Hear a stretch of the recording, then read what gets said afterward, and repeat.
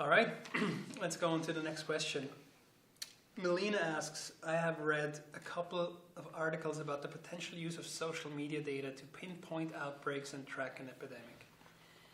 As academics in this field, what potential do you see in this technology? Could Facebook and Twitter become a major source of epidemiological information? Who wants to take that? That's a good... I can say a few things, but well, I mean, I can get it started maybe, but then I'm interested in what you guys think. So, yes, I do think there is potential. So, okay, let's step back, right? I think the key dynamic in everything related to web in the past 10 years, as opposed to the previous 10 years, has been that people have started sharing so much information. Originally started with blogging and now with social media. It's all over the place. And wasn't it Times Magazine that famously put you as person of the year? Just to sort of capture that phenomenon. And I think, that per se, I mean, there's more information. So potentially, because everybody is sharing a lot these days online, that means there's potentially a lot of really important information that would allow us to track diseases earlier. And it seems that this is happening to some extent. But then at the same time, you have to ask yourself, what is the noise-signal ratio? Mm-hmm. And the concern right now is that there's not only more signal, but perhaps over-proportionally more noise, making this fairly difficult. So, for example, famously tracking the flu, right? Everybody thinks, well, first of all, when they think they have the flu, they might actually not have the flu. And what they call the flu might not be the flu. And then flu as a term is, of course, used in all kinds of contexts. So you can't just really take data from social media and say, whenever there's more flu, there's more flu. So you have to be, a little careful about that. And it's very difficult because there's so much data. How do we deal with all that data and how do we make sense of that? So I think there's great promise, but I think it's still quite some time until we get there. I mean, the good sign is that I think public health is really taking that seriously. Just a couple of weeks ago, there was the first meeting at CDC where the influenza surveillance team, asked, okay, how can we improve influenza surveillance with these tools? There wasn't a clear answer yet, but it's clear that people are taking this seriously. Yeah, and I think that a lot of the attempts thus far have been based in sort of passive surveillance, right? That looking for signal within the vast noise that's out there, and people are always talking about these things and posting things, so we can mine all of that data that's out there, and that's. It's great, and there's a lot of information out there, but it's not much different than the sort of passive information we get when people report to doctors or when people are buying cold medicines and things. And I think the exciting potential over the next several years is to develop active schemes for both disseminating health information and gathering information actively from people that are out there, and I think that both social networks and mobile technology, I think, are going to have different kinds of impacts in different parts of the world. And I think sub-Saharan Africa is an interesting case study where the availability of mobile technology has grown much faster than the availability of hardwired computer technology. So you have a lot of areas that sort of skipped over the web interface through a hardwired terminal into mobile technology, and the vast majority of the populations in sub-Saharan Africa access the web through a mobile device, and so there's sort of already this metadata and individual based information that's circulating through everybody's connection already, and I think that's a really powerful. It has the potential to be a very powerful tool, both for learning about what's going on when people are talking about disease or people reporting disease or using these things in clinic settings or developing mobile diagnostics. There have been a lot of there's been a lot of interest in developing, using this platform as a mechanism for gathering information and centralizing information. But it's also a really powerful tool for disseminating information. And as examples, vaccination days or public health days or child health days or supplemental nutrition days, right? There are a lot of groups that are out there trying to provide public health, but one of the greatest problems that they find on the ground is telling people that it's available, right? And you want to know that you need people that are within the restricted area, within the area that this thing can serve, right? But you don't want you don't want to tell everybody. You want to tell everybody that can access it. You want them to know it fast enough that you can get it out there. And I think that mobile technology and these so phones and social networks, I think, are a really powerful tool for getting information out there so that people can actually take advantage of health services when they're available. So, I agree with everybody that it seems like there's going to be a revolution in terms of, presumably, that's already started in terms of getting more and better data, and obviously that's going to be enormously helpful for epidemics. I was just going to ask you, there's disseminating information, but then of course the downside of that is the spread of misinformation. Yeah. And of course, which from a public health point of view, a vaccine refusal is a very, very, very important problem. Right. And so I was going to ask you, so there's been vaccine scares and vaccine refusals going back to before the internet, and right. I guess going back to the first vaccines were ever developed, actually. Exactly. So, so do you think? What do you think is the dynamic there? Do you think it's increasing?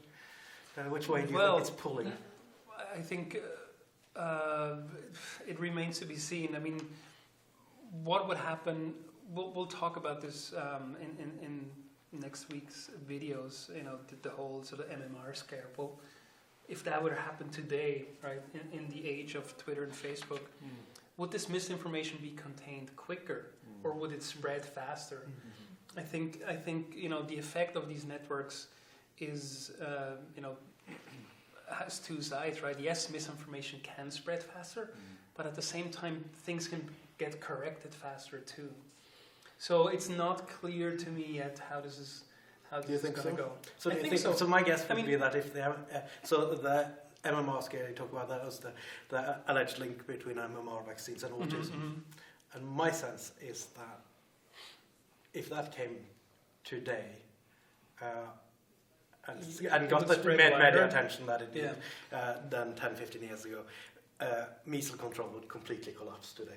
But I think, so this was largely spread through the media, right? Which is hard to then correct if the media doesn't self-correct. Social media can self-correct.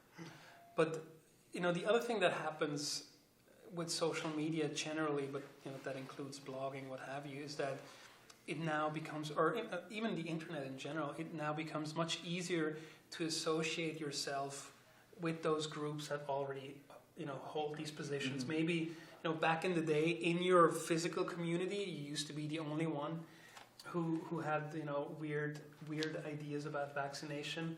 Now you can just hook onto the internet and you can find, entire interest groups that will, confirm your views. I think that makes it a little more problematic that you have this strong separation. Everything seems to be becoming more polarized. But I think in general, I would say misinformation, in my view, so far social media has been actually pretty good at sort of raising, the finger and saying, the important thing about social media is, of course, that it democratizes the access to platforms. Whereas, as Marcel mentioned previously, a platform would be an editorial or some celebrity, and we can easily identify who they may be. But now, with the ability to have a blog individually or a phone that you could pass on messages through Twitter, this sort of takes away the central power, the centralization of messages,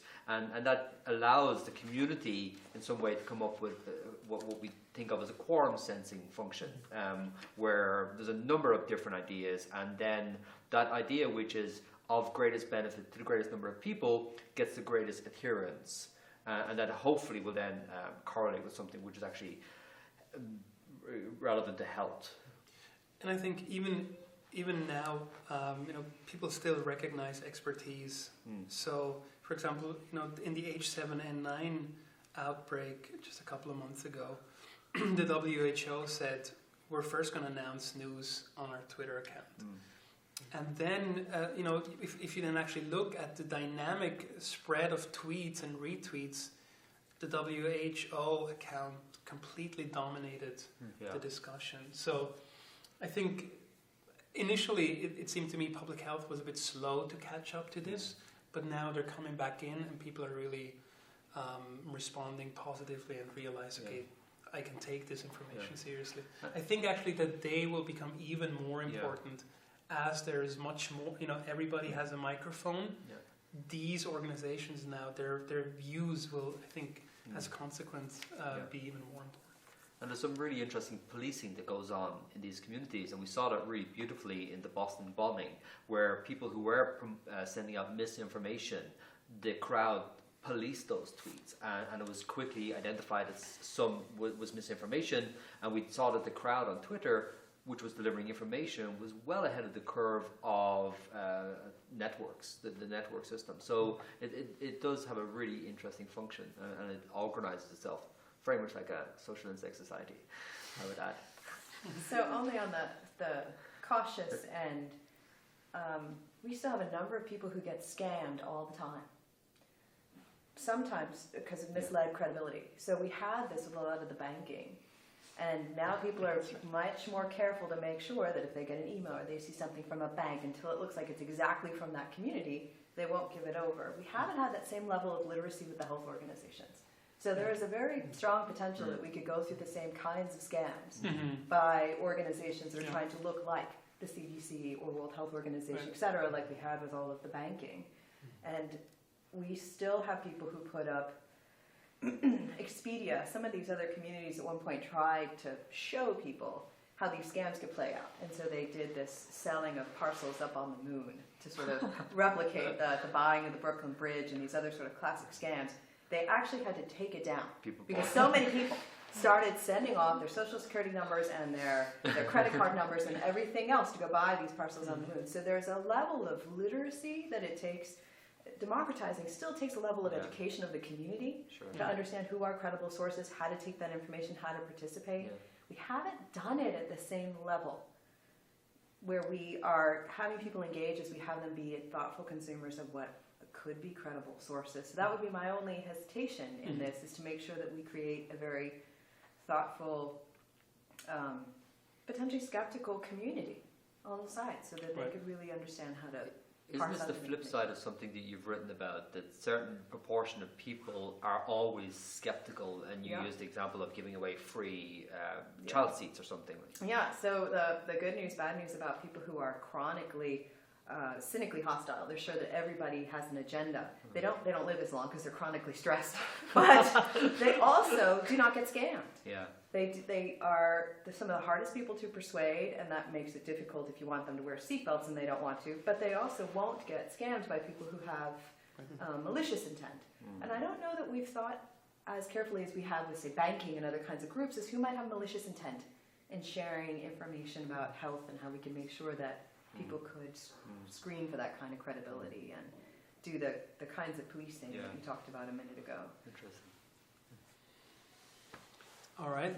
Well, thanks very much, and we'll see you next week.